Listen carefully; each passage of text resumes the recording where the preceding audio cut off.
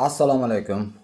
Bizni Instagramda kuzatib borayotgan obunachilar, Instagramda videolarni qisqa qo'yish kerak bo'lgani uchun YouTube kanalimga sal batafsilroq video joylamoqchiman. $15 uylar haqida.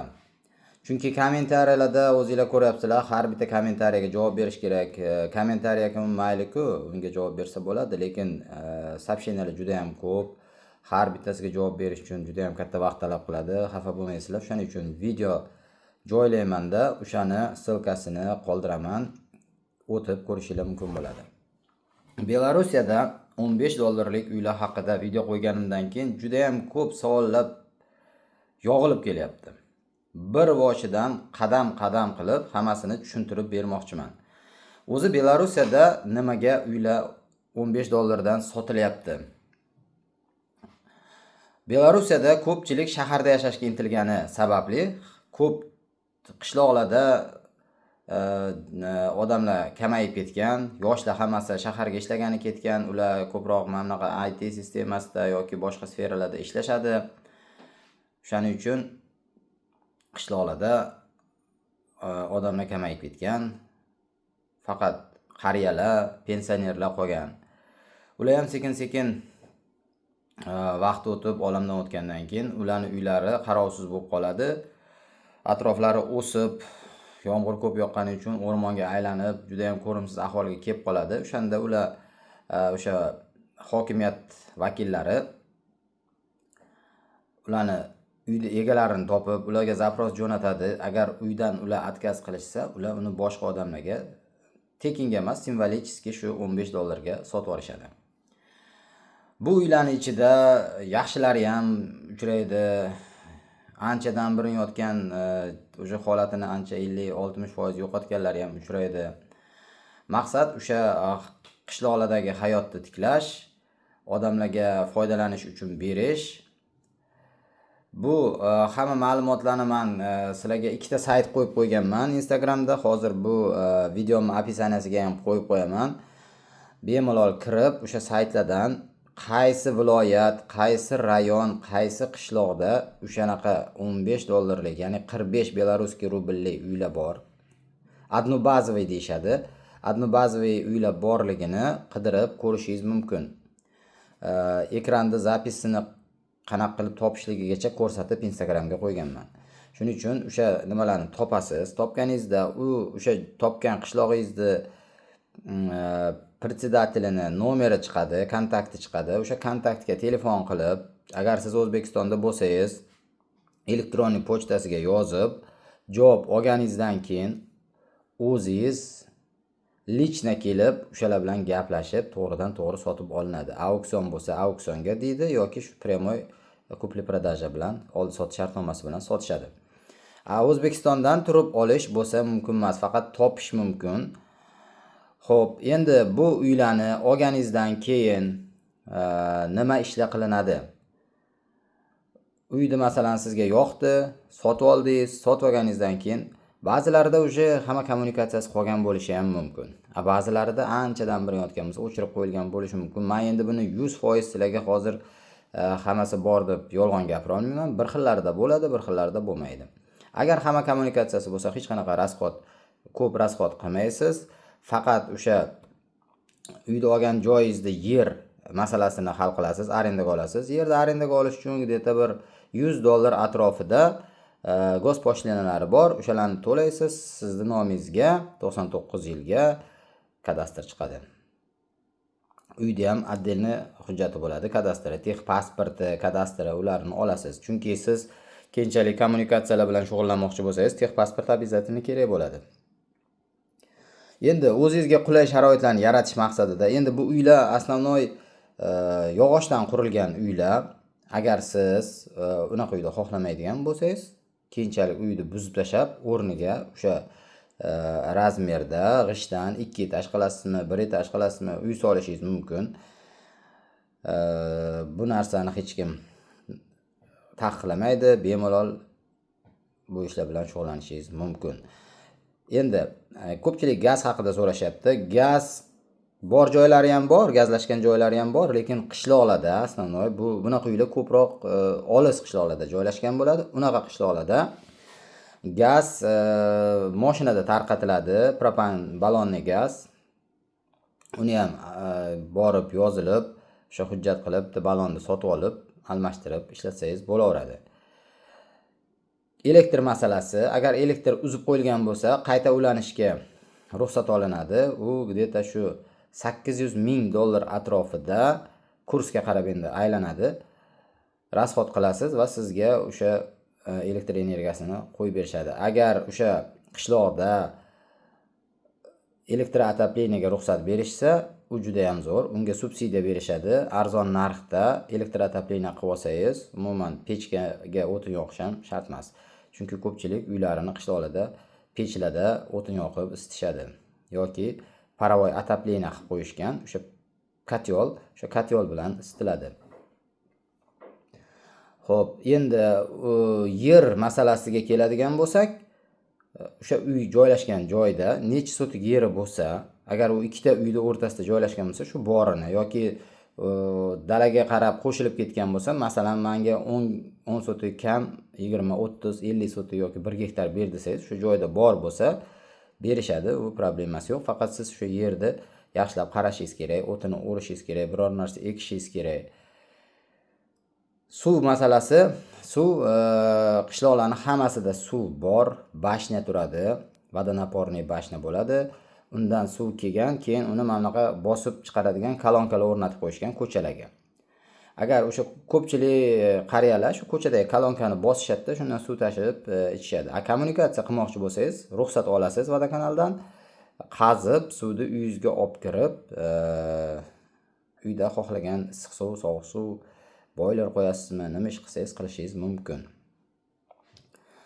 Elektr bo'ldi, suv bo'ldi, gaz muammosi yechildi, mana bo'ldi. Endi bundan buyog'iga faqat chiroyli yashash kerak. Qanaqa qilib tirikchilik qilsa bo'ladi deb yozishyapti. Ko'chib o'tmoqchi bo'lganlar, oilasi bilan kelmoqchi bo'lganlar. Endi do'konlar masalasiga keladigan bo'lsak, men o'zimni yashaydigan qishlog'im masalasida ko'p narsani aytib ketyapman. Bizda yashaydigan qishloqda bir 20 dona uy bor. Undan bir 10 tasida постоянно yashaydigan odam bor. Bir qolgan 10 tasida faqat dacha uchun olib qo'yishgan, kelib ketib yashab turishadi. Dam olish kunlari keladi, bayram kunlari keladi, yozda ko'proq kelishadi. Dachniy poselok qilib qo'yishgan. U yoqda magazin yo'q. Magazin har 2 kunda bir marta avtolavka deydi, katta yuk mashinasida magazin keladi, hamma mahsulotlari bo'ladi, undan sotib olish mumkin. Signalcha olib, vaqtini yozib qo'ygan rejim bilan keladi. Shaharga bizdan 40 kilometr, eng yaqin rayonni sentriga 40 kilometr, bizda qishloqdan 40 kilometrga har kuni ertalab soat 7 da avtobus ketadi, soat 2:30 da qaytadi. Har kuni avtobus bor. Maktab masalasi. Maktabga ham boshqa o'sha rayonga tashib ketishadi. Maktab avtobuslari bir dona bola bo'lsa ham kelib olib ketib tashab ketishadi. Maktab masalasida ham qishloqlarda hech qanaqa problema yo'q. Bog'cha yo'q. 3 yoshgacha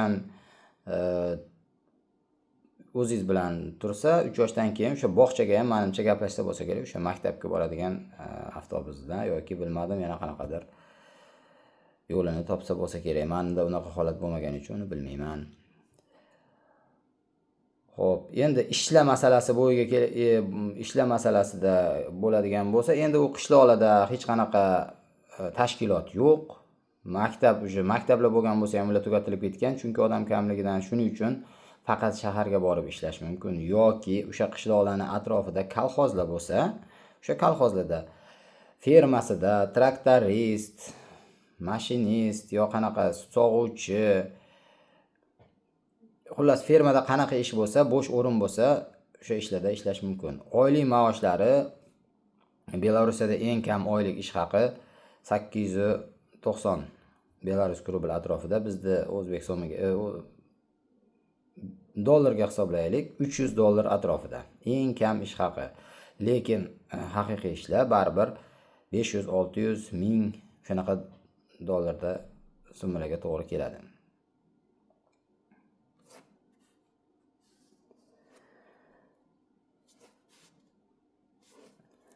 Endi ishni hal qildingiz. Ko'pchilik yana so'ragan savollardan uyda o'sha qishloqdagi uyimda mol boqsam bo'ladimi deb. Mol boqsa bo'ladi. Mol boqish uchun molxonalari ham bor, saray deyishadi. Molxonalari ham bor. Sigir, masalan, ko'pchilik ular ham ilgari sigir boqishgan, sigirlari 2 ta, 3 ta sigir boqib sut uchun, o'zlari uchun boqishgan. 10 ta 15 ta qo'y. Xo'jalik yuritsa bo'ladi. Faqatgina o'sha yon atrofdagi qo'shnilar qarshi bo'lmasa, hidi chiqib ketmasa, o'sha tomonlarida sal nimasi bor. Masalan, bizni qishlog'imiz misolida dachaga kelgan, Minskdan, shahardan kelganlar ko'pincha nolib qo'yishadi. Hidi chiqib ketyapti, pasha ko'p deb, o'shaning uchun ko'pincha tekshiruvlar jo'natishadi. Bunaqa tomoniga ham tayyor bo'lib, qo'shnilar bilan gaplashib, agar hech qanaqa qo'shnilari yo'q joydan topsangiz, unda umuman muammo yo'q. O'zingizga o'zingiz xon, hukmron xohlagancha boqishingiz mumkin. Yem hashay masalasi bo'yicha qishloqlarda endi kolxozlardan sotib olsa bo'ladi yoki o'zingiz qo'lingiz bilan xohlagan joydan o'rib, yig'ib nima qilishga hech kim sizga qarshilik qilmaydi. Bemalol ekinlarni ekish mumkin. Belarusiyani bilasizlar, kartoshka bo'yicha mutaxassis eng birinchi o'rinda turadi. Kartoshka yetishtirish bo'yicha menimcha kartoshka yetishtirish uchun hech qanaqa problema yo'q. Kartoshka ekiladi Belarusiyada. Undan tashqari sabzi, piyoz, hamma ziravorlarni nima ovocini nima deydi? Hammasi ekiladi, karam. Endi boshqa meva bog' tomonlarda endi ko'proq olma, nok, keyin olcha, shunaqa narsalar bor. Tabiatini qishi Yevropeyskiy zima deyiladi. Qishi juda ham qattiq sovuq bo'lmaydi. 20-15 gradus atrofida sovuq bo'lishi mumkin. Bir xil paytlarda, mana xususan bu yil 30 gradusga chiqdi. Qor yog'adi. Shu noyabrda oxirlari, dekabrda boshlaridan qor yog'adi. Mart-aprel oylarigacha qor saqlanib turadi. Qolgan paytlari bo'lsa, endi yoz oylarida, bahor oylarida chivilla ko'payadi, yozda pashshalar ko'payadi. Endi namlik yuqori bo'lgani uchun, o'rmonlar ko'p bo'lgani uchun bu tabiiy holat, endi moslashiladi. Lekin tabiati toza, havosi toza. Eng nimasi tozalikka birinchi o'rinda tozalikka juda qattiq rioya qilishadi. Qishloqlarda juda ham toza, даже hamma joylar musor tashlaydigan spesial joylar qilingan. Kerak bo'lsa, o'sha uyingizda atrofini o'tini o'rmasangiz ham kelib ogohlantirib ketishadi.